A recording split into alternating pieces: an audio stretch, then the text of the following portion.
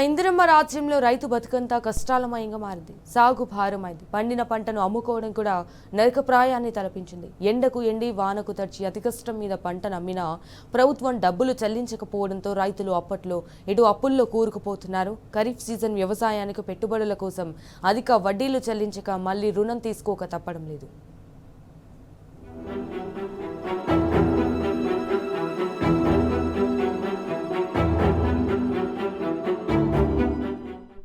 రబీ పంట సీజన్ ముగిసింది.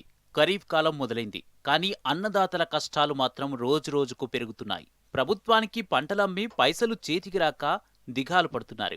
ఏ రైతును కదిలించినా మక్కల పైసలు రాలేదనే చెప్తున్నారు. భద్రాద్రి, కొత్తగూడెం, ఖమ్మం జిల్లాల్లో 3.31 లక్షల మెట్రిక్ టన్నుల మక్కలు ప్రభుత్వం కొనుగోలు చేసింది.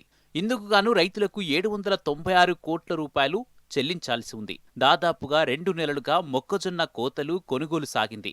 కానీ ఇప్పటి వరకు ప్రభుత్వం కేవలం 141 కోట్ల రూపాయలు మాత్రమే చెల్లింపులు చేసింది.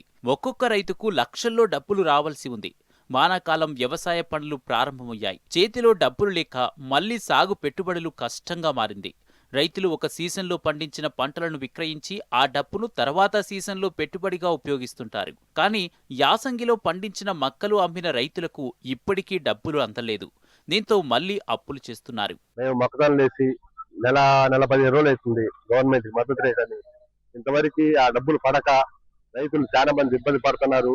ఇటు రైతు బంధు లేదు, ఈ డబ్బులు పట్టలేదు. ప్రైవేట్ వాళ్ళు ఆఫరిస్తే వాళ్ళు 3 రూపాయలు 4 రూపాయలు వడ్డీలు అని చెప్పి రైతులు పేకి తింటున్నారు. వాళ్ళు మొక్కజొన్నలు వేసి సుమారు 2 నెలల 15 రోజులు వేసినప్పుడేమో ఆ బాధ పెట్టారు, వేసిన తర్వాత ఈ బాధ పెట్టారు. ఇప్పుడు విత్తనాలు వేసే టైం వచ్చింది. టాటర్లో డీజిల్ డబ్బులు లేవు, విత్తనాల డబ్బులు లేవు. ఆ డబ్బులు వస్తేనే మళ్ళీ వేసేది. 3 నెలల నుంచి రోజు అకౌంట్లో చెక్ చేసుకోవడం, పోయి పడ్డాయని ఆ పెట్టుబడులు వేద్దామంటే డబ్బులు రావలేదు. ఇంకా యాసంగిలో ఖమ్మం జిల్లా వ్యాప్తంగా 2.23 లక్షల ఎకరాలు, భద్రాద్రి, కొత్తగూడెం జిల్లాల్లో 94,000 ఎకరాలు, మొత్తంగా 2 జిల్లాల్లో 3.17 లక్షల ఎకరాల్లో మొక్కజొన్న సాగు చేశారు. ఖమ్మం జిల్లాలో 40 కొనుగోలు కేంద్రాల ద్వారా 2.85 లక్షల మెట్రిక్ టన్నులు, భద్రాద్రి జిల్లాలో 11 కొనుగోలు కేంద్రాల్లో 46,850 మెట్రిక్ టన్నుల మొక్కలను మార్క్ఫెడ్ ద్వారా 2,400 రూపాయల మద్దతు ధరతో కొనుగోలు చేశారు. కానీ ఇందులో చాలా మందికి నగదు జమ కాకపోవడం ఆవేదనకు గురిచేస్తోంది. ఉమ్మడి జిల్లాలో కొనుగోలు చేసిన 3.31 లక్షల మెట్రిక్ టన్నుల మొక్కల విలువ ప్రభుత్వ మద్దతు ధర ప్రకారం 796 కోట్ల రూపాయలుగా నమోదైంది. ఖమ్మం జిల్లాలో 44,600 మంది రైతుల నుంచి కొనుగోలు చేసిన 2.85 లక్షల మెట్రిక్ టన్నుల మొక్కలు సేకరించారు. ఇందుకు గాను 684 కోట్లు, భద్రాద్రి జిల్లాలో 5,658 మంది రైతుల నుంచి కొనుగోలు చేసిన 46,850 మెట్రిక్ టన్నుల మొక్కలకు 112 కోట్ల రూపాయలు సర్కారు చెల్లించాల్సి ఉంది. మొత్తంగా ఉమ్మడి జిల్లాలో 50,258 మంది రైతులకు గాను కేవలం 9,950 మంది రైతులకే ఇప్పటి వరకు డబ్బు జమ చేశారు. 796 కోట్ల బకాయిల్లో 141 కోట్ల రూపాయలు మాత్రమే రైతులకు చెల్లించారు. ఇంకా 40,308 మంది రైతులకు చెందిన మొక్కలకు సంబంధించి 655 కోట్ల రూపాయలు ప్రభుత్వం చెల్లించాల్సి ఉంది. దీంతో రైతులు ఆశగా ఎదురు చూస్తున్నారు. మేము 5 ఎకరాలు మొక్కజొన్న వేసినాం పోయిన రబీలో. అవి అప్పుడు గవర్నమెంట్ మద్దతు ధరకు గవర్నమెంట్ కేంద్రాల్లో అమ్మినాం. ఇప్పటికి 2 నెలలు అయింది. ఇంతవరకు వాటి డబ్బులు పడలేదు. మళ్ళీ వర్షాకాలం స్టార్ట్ అయింది ఖరీఫ్.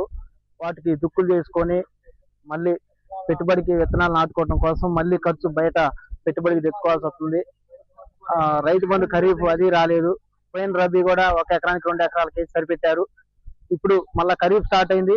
ఇటు మేము అమ్మిన సరుకుకి డబ్బులు రాక, ఇటు ఖరీఫ్ కి రైతు బంధు రాక, పెట్టుబడి సాయం రాక మేము ఇబ్బందులు పడుతున్నాం.